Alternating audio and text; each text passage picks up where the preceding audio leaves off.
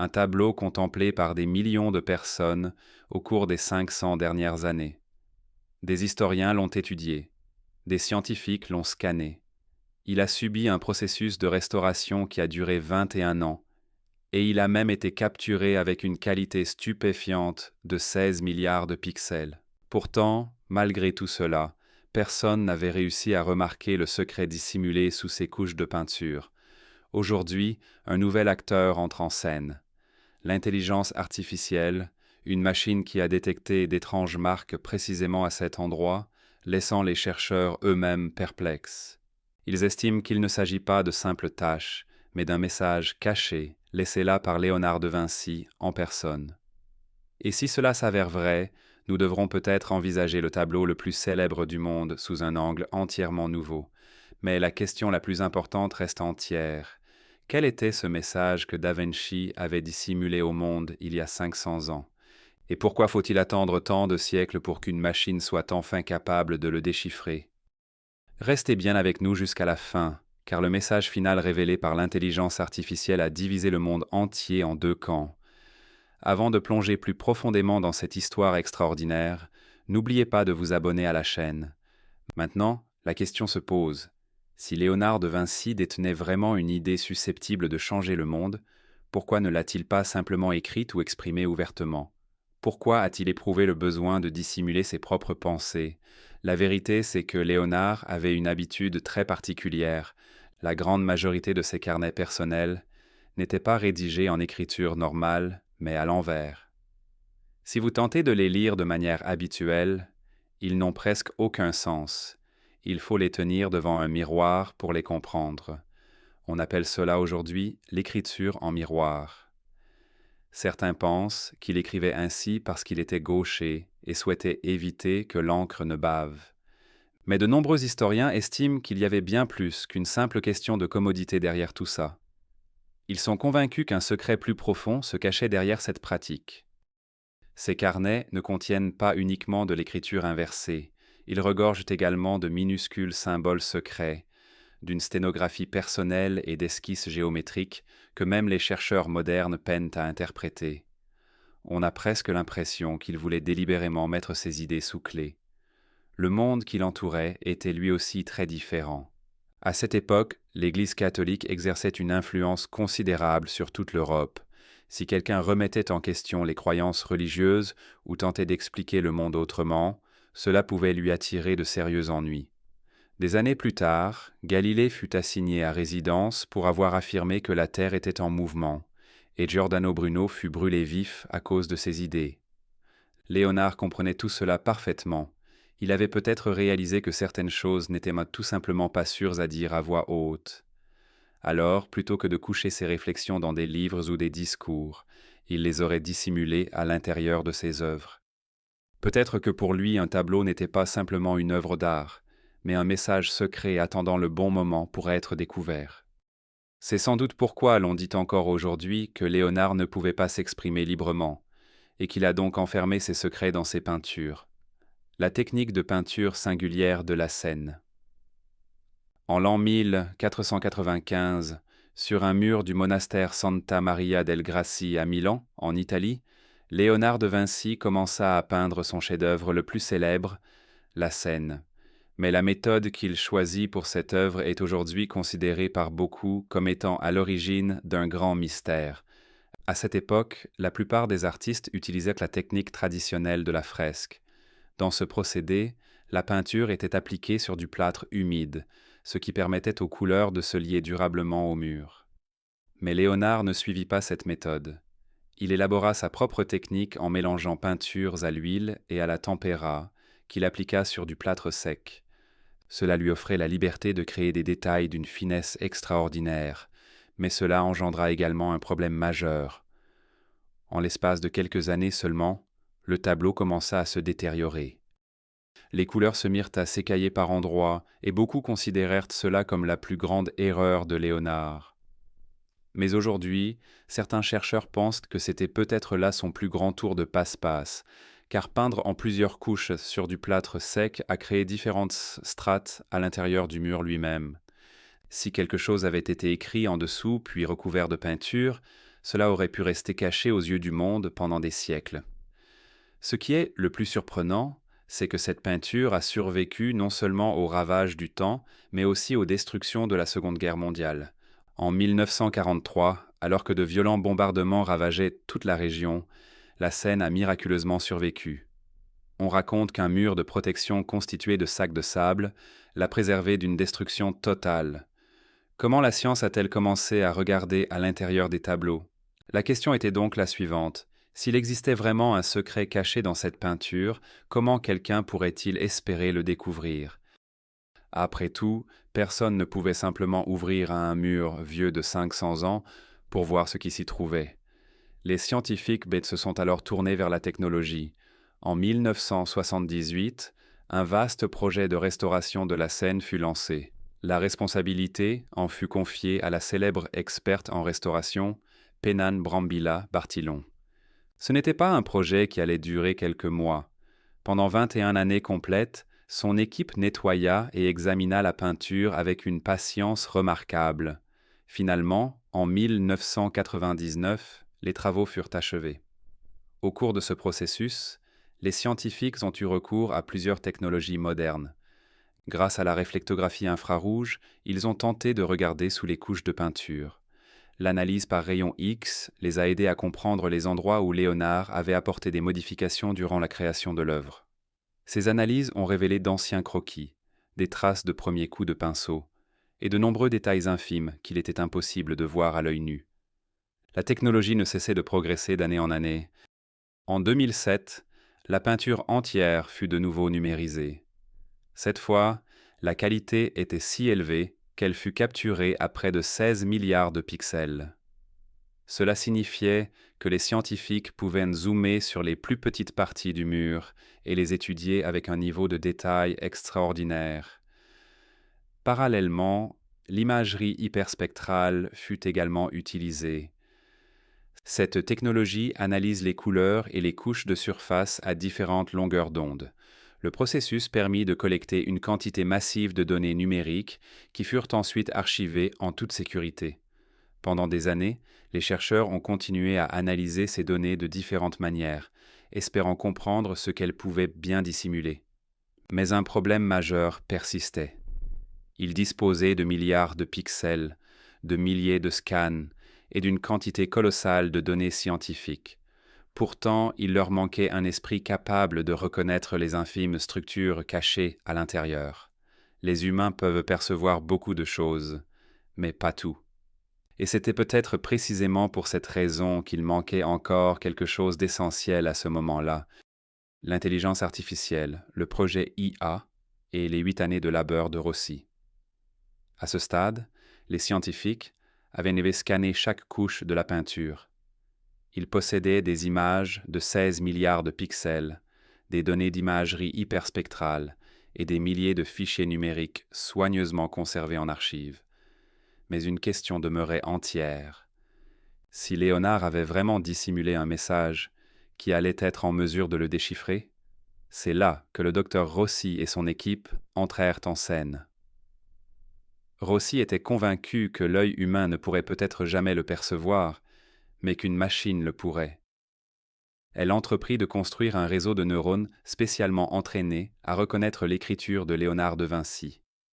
Des milliers d'échantillons tirés de sa célèbre écriture en miroir, de vieux carnets et de manuscrits comme le Codex Arandel furent intégrés au système afin que l'intelligence artificielle puisse apprendre son style unique. Mais ce n'était pas une tâche aisée. Rossi consacra pas moins de 8 années entières à ce projet.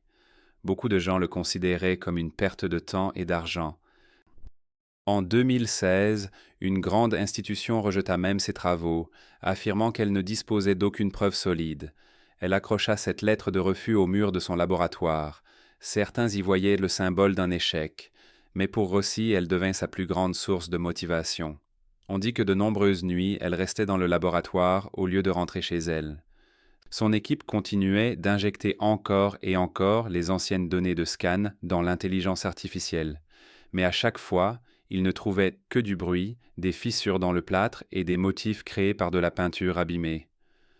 Le premier jour passa, puis le deuxième, puis une semaine entière, sans que rien d'important n'apparaisse. 2 semaines s'écoulèrent, et le système n'affichait toujours rien de nouveau. Certains membres de l'équipe avaient commencé à croire que 8 années de travail acharné avaient vraiment été gaspillées. Mais alors, quelque chose se produisit qui changea toute l'histoire. Le 19e jour arriva. Ce matin-là, le système d'intelligence artificielle marqua soudainement une zone en rouge. Il s'agissait d'une section du mur située directement derrière Jésus-Christ dans le tableau, où l'on pouvait distinguer une tache à l'aspect sombre. Au début, tout le monde pensa que c'était simplement une autre marque ordinaire, mais lorsque le système acheva son analyse, un chiffre apparut sur l'écran, 67%. Selon l'intelligence artificielle, il ne s'agissait pas d'une simple tache ou d'un plâtre endommagé. Il y avait 67% de chances que cela soit en réalité une partie d'une écriture manuscrite intentionnellement réalisée par un être humain. Rossi fixa l'écran pendant plusieurs instants. Pendant des semaines, elle avait eu le sentiment qu'il y avait quelque chose d'inhabituel à cet endroit précis, mais elle n'en avait aucune preuve. Pour la première fois, la machine disait exactement la même chose. Elle appela immédiatement l'expert en imagerie le plus expérimenté de l'équipe, Marco Ferretti. Ferretti arriva au laboratoire avant le lever du soleil. Il examina les marques affichées sur l'écran et, sans réfléchir longtemps, déclara « Ce n'est pas de l'écriture manuscrite. Ce n'est que de la fluorescence, un motif créé par des minéraux qui remontent depuis l'intérieur du plâtre. » Mais Rossi n'était pas de cet avis. Elle ouvrit un ancien exemple de l'écriture en miroir de Léonard sur le même écran et commença à comparer les deux. Les formes courbes et les espaces qui les séparaient semblaient étrangement similaires. Bientôt, un long débat éclata au sein du laboratoire. Ferretti continua d'insister que l'équipe ne voyait que ce qu'elle voulait voir. Il appela cela un biais de confirmation. Selon lui, les gens transformaient des marques ordinaires en mystères, simplement pour valider leurs propres convictions. Peu à peu, toute l'équipe se divisa en 2 groupes. Certains croyaient qu'ils se trouvaient au seuil de la plus grande découverte de l'histoire, tandis que d'autres pensaient qu'il ne s'agissait que d'un malentendu. L'atmosphère devint si tendue qu'un jeune chercheur quitta discrètement la pièce. Aux alentours de 3 heures du matin, le laboratoire était entièrement vide. Seule Rossi resta. Elle décida que cette fois, elle ne se fierait pas uniquement à l'intelligence artificielle, mais chargerait elle-même un nouveau scan dans le système. Elle lança le scan. Le système commença à traiter les données. Et quelques secondes plus tard, un nouveau chiffre commença à apparaître sur le moniteur. Le score de confiance affiché à l'écran se mit à grimper une nouvelle fois. Après le scan manuel de Rossi, l'atmosphère au sein du laboratoire avait complètement changé. Plus personne n'était pressé de rentrer chez soi. Pendant les 72 heures suivantes, l'ordinateur continua d'analyser différentes parties de la scène. D'abord le mur derrière Jésus, puis la zone sombre sous la table, ensuite les arches de pierre en arrière-plan et enfin les plis profonds dans les vêtements des disciples.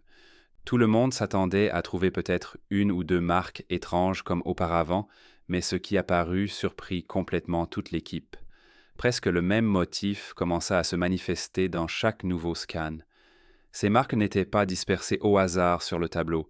Elles se trouvaient toujours dans des endroits où la lumière était faible et où, pendant des siècles, le pinceau d'un restaurateur pouvait à peine atteindre. On aurait dit que quelqu'un les avait soigneusement dissimulés dans ces zones précises. Le score de confiance de l'intelligence artificielle ne cessait lui aussi de progresser. Il était de 67% au début. Puis le scan suivant se termina et indiqua 71%. Quelques heures plus tard, le score atteignit 78%. L'équipe ne pouvait plus détacher les yeux de l'écran. Et lorsque, dans la nuit du 3e jour, le système afficha 83%, tout le laboratoire plongea dans un silence complet pendant quelques instants. Le plus surprenant était que l'intelligence artificielle ne distinguait plus seulement des marques. Elle avait commencé à relier ces formes en structures ressemblant à des lettres, et il ne s'agissait pas de lettres ordinaires. Ils étaient rédigés à l'envers, exactement de la façon dont Léonard avait l'habitude d'écrire dans son célèbre script en miroir. Rossi compara immédiatement ces motifs avec les anciens carnets de Léonard, en particulier son écriture manuscrite retrouvée dans le Codex Arendal. Le réseau neuronal ne cessait de rapprocher les deux, et à chaque nouvelle analyse, la ressemblance entre eux continuait de croître. Peu de temps après, 3 mots distincts apparurent clairement sur l'écran. Le premier était Umbra, qui signifie ombre, le second était Verita, qui signifie vérité, et le troisième était Tradimento, qui signifie trahison. À ce stade, ceux qui avaient affirmé qu'il ne s'agissait que de plâtre endommagé avaient de plus en plus de mal à trouver une explication. Ces traces ne ressemblaient plus à de simples taches ordinaires. Elles évoquaient des fragments brisés d'un message soigneusement inscrit. Marco Ferretti, qui s'était opposé à cette idée dès le départ, se tenait désormais debout devant l'écran. Il ne regarda pas Rossi et n'avança aucun nouvel argument. Pendant quelques secondes, il se contenta de fixer ses mots du regard. Jusqu'alors, l'intelligence artificielle avait trouvé quelques mots isolés, mais personne ne comprenait comment ils s'articulaient entre eux. Étaient-ce de simples marques éparpillées au hasard sur le mur, ou bien un motif plus vaste se dissimulait-il derrière tout cela? Durant les heures qui suivirent, le système continua d'analyser ces mêmes zones encore et encore. Puis, l'intelligence artificielle remarqua quelque chose qu'aucun être humain n'avait jamais remarqué auparavant. Elle constata que les mots n'étaient pas disposés de façon aléatoire sur le mur. Ils suivaient un chemin bien précis. Lorsque Rossi contempla l'ensemble du motif affiché sur l'écran, même elle resta silencieuse un instant. Le motif débutait près de la main droite de Jésus-Christ et se déployait lentement vers l'extérieur selon un mouvement circulaire. Un à un, il passait au-dessus des 12 apôtres. On aurait dit qu'une spirale invisible avait été dissimulée à l'intérieur de l'ensemble du tableau. Lorsque l'analyse mathématique de cette spirale fut achevée, un autre détail surprenant fit son apparition. Sa forme correspondait étroitement à la proportion que le monde connaît sous le nom de nombre d'or. Il s'agissait du même principe mathématique qui fascinait profondément Léonard. Cette même proportion est également visible dans nombre de ses autres peintures et dessins. L'équipe commençait alors à comprendre que l'intelligence artificielle n'était peut-être pas en train de découvrir une simple écriture manuscrite, mais une structure tout entière. Les mots n'étaient soit pas seulement cachés sous la peinture, ils avaient été reliés à sa géométrie. On aurait presque dit que Léonard avait dissimulé un document complet à l'intérieur de son œuvre. L'intelligence artificielle se mit à assembler ces lettres éparses en suivant le tracé de la spirale. Quelques secondes plus tard, pour la toute première fois, une phrase complète apparut sur l'écran. Après traduction, son sens était approximativement le suivant. Lorsque la lumière révèle l'œuvre des mains humaines, toute foi commence à s'effacer. Rossi lut la phrase à voix basse, mais personne dans le laboratoire ne dit un mot.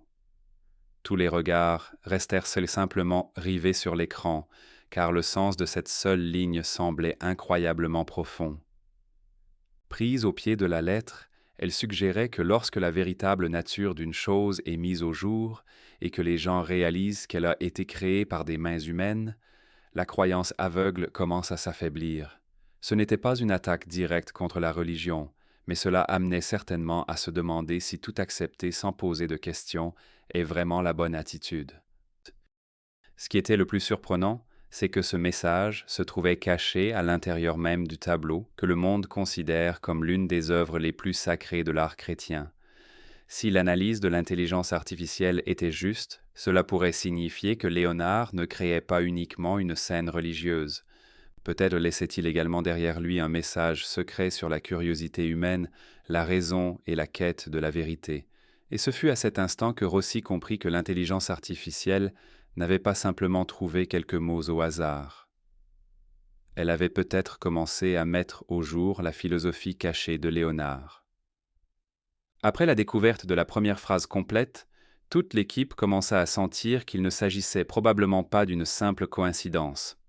Si un message pouvait être dissimulé là, alors les autres disciples avaient peut-être eux aussi caché des écrits. Avec cette idée en tête, l'intelligence artificielle poursuivit sa lecture du motif en spirale. Le premier endroit sur lequel elle se concentra fut l'ombre proche de Judas. ce disciple connu dans la Bible comme celui qui trahit Jésus. Après quelques instants de traitement, une nouvelle ligne apparut sur l'écran. Sa signification était « Celui qui vit dans la vérité ne se trompe jamais lui-même ». Rossi demeura silencieuse un moment. Ce message semblait radicalement différent de l'image traditionnelle que l'on se fait de Judas. On aurait presque dit que Léonard invitait les gens à chercher la vérité derrière une personne avant de la juger. Ensuite, l'intelligence artificielle commença à relier les marques dissimulées sous Pierre. La traduction qui apparut était « Le pouvoir sans compréhension est aveugle ». Cette phrase semblait elle aussi bien loin du commun. Elle donnait l'impression que quelqu'un voulait dire que la force ou l'autorité seule ne suffisent jamais. Elles doivent être guidées par la sagesse et la compréhension. Mais le message le plus stupéfiant fut découvert près de Thomas. Dans la Bible, Thomas est le disciple qui refusa de croire en la résurrection de Jésus tant qu'il n'en avait pas vu la preuve de ses propres yeux. Les mots que l'intelligence artificielle décela près de lui signifiaient « Poser des questions n'est pas un péché, mais le chemin vers la vérité ». Ce fut à cet instant précis que toute l'histoire sembla prendre une direction entièrement nouvelle. On avait l'impression que ces messages encourageaient les gens à s'éloigner de la croyance aveugle pour se tourner vers la raison. La foi n'était pas remise en cause, mais il était clairement suggéré qu'accepter quelque chose sans réfléchir ne devrait jamais être la seule voie. Lorsque Rossi examina l'ensemble de ces messages, elle se souvint d'un autre moment de l'histoire. Environ 250 ans plus tard, l'Europe entra dans le siècle des Lumières. Voltaire parla de liberté de pensée. Rousseau offrit aux hommes une nouvelle façon d'envisager la nature humaine. Kant mit en avant la raison et l'intellect. Et Diderot s'attacha à répandre la connaissance auprès de tous. Mais la vraie question était celle-ci. Ces idées qui rendirent ces grands philosophes célèbres au XVIIe et XVIIIe siècle, Léonard les avait-il déjà dissimulés dans sa peinture dès 1497 ? Si cela était vrai, alors peut-être que Léonard n'était pas simplement un peu en avance sur son temps. Peut-être vivait-il avec une vision qui devançait le reste du monde de près de 250 ans. À ce stade, l'intelligence artificielle avait déjà mis au jour plusieurs petits messages, mais Rossi sentait que l'histoire restait incomplète. Si Léonard avait réellement caché un message entier, alors sa partie la plus importante devait attendre quelque part. L'équipe décida de scanner à nouveau les couches les plus profondes du tableau. Cette fois, leur attention se porta directement sur les vêtements de Jésus-Christ. Il y avait là de nombreuses couches de couleurs, et l'imagerie hyperspectrale révélait des marques très tenues, qui avaient jusqu'alors été écartées comme de simples dégradations de la peinture. L'intelligence artificielle commença lentement à relier ces marques. Tout le laboratoire regardait l'écran dans un silence absolu. Quelques minutes plus tard, une dernière ligne apparut. Sa signification était « La vérité appartient à ceux qui la cherchent, et non seulement à ceux qui en héritent.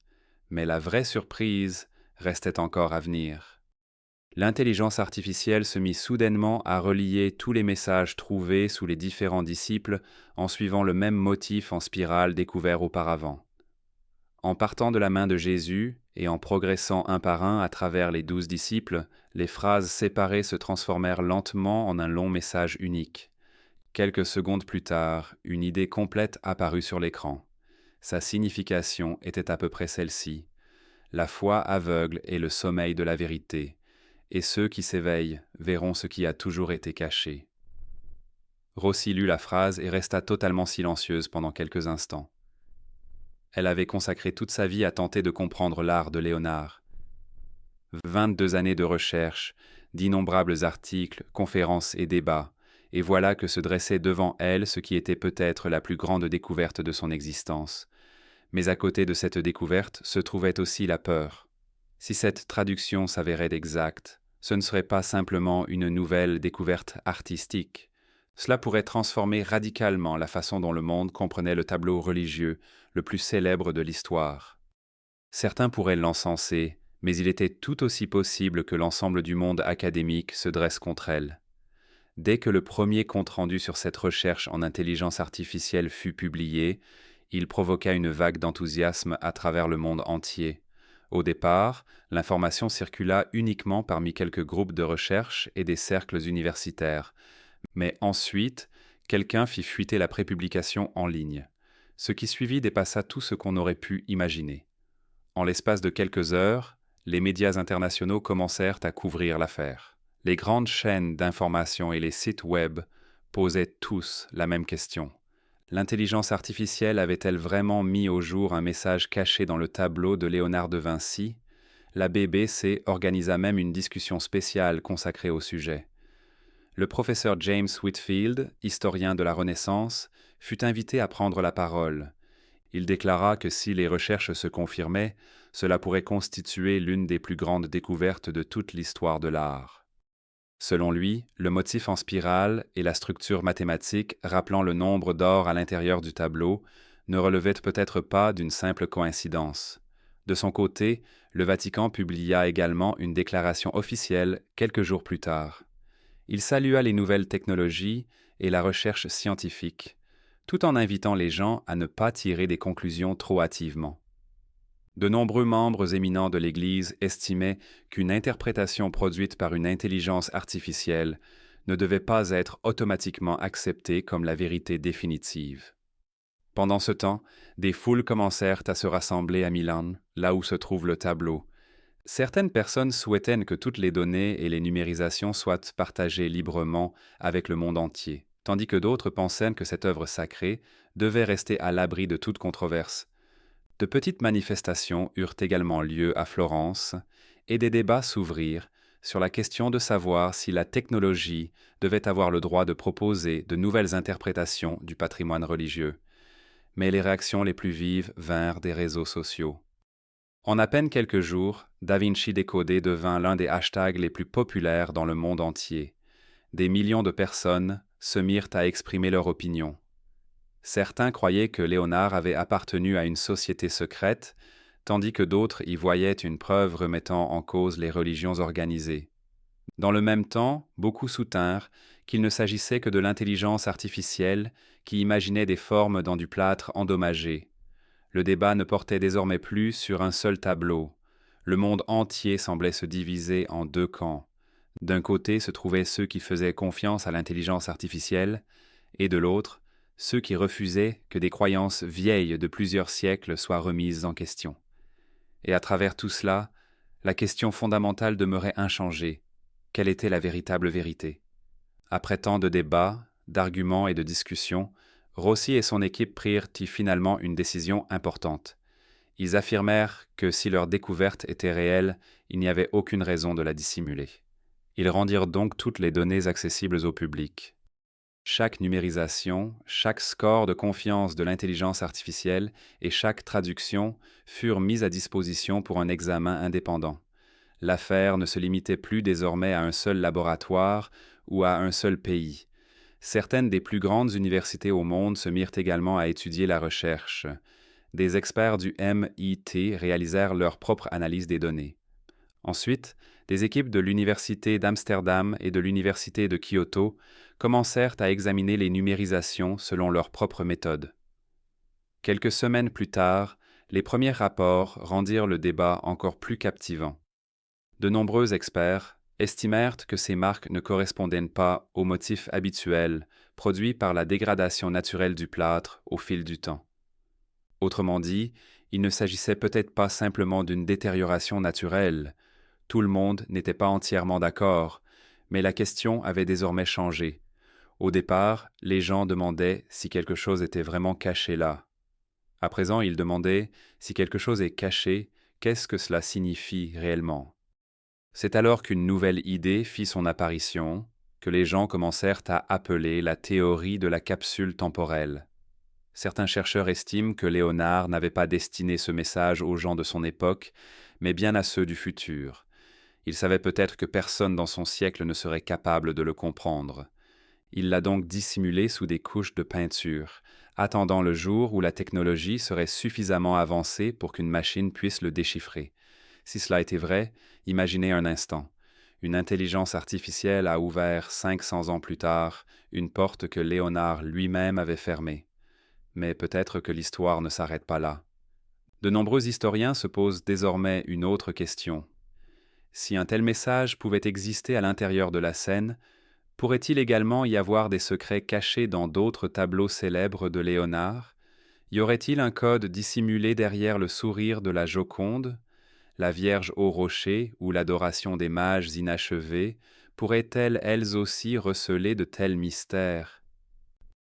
Aujourd'hui, certains des plus grands musées du monde, le Louvre, les Offices et le Prado, exposent encore d'innombrables tableaux de Léonard et d'autres grands maîtres. Qui sait combien d'entre eux ne sont pas de simples peintures, mais des messages qui attendent depuis des siècles d'être découverts. La scène n'est peut-être pas la dernière grande découverte, elle n'en est peut-être que le commencement. C'est peut-être la première fissure dans une porte qui dissimule les plus grands secrets de l'histoire. Et maintenant, je voudrais vous poser une question. Si Léonard a véritablement laissé ses messages aux hommes du futur, que pensez-vous qu'il cherchait à nous préparer? Et croyez-vous que d'autres grandes œuvres à travers le monde pourraient elles aussi cacher de tels secrets? N'hésitez pas à partager vos réflexions dans les commentaires. Et si vous aimez les mystères de l'histoire comme celui-ci, pensez à vous abonner à la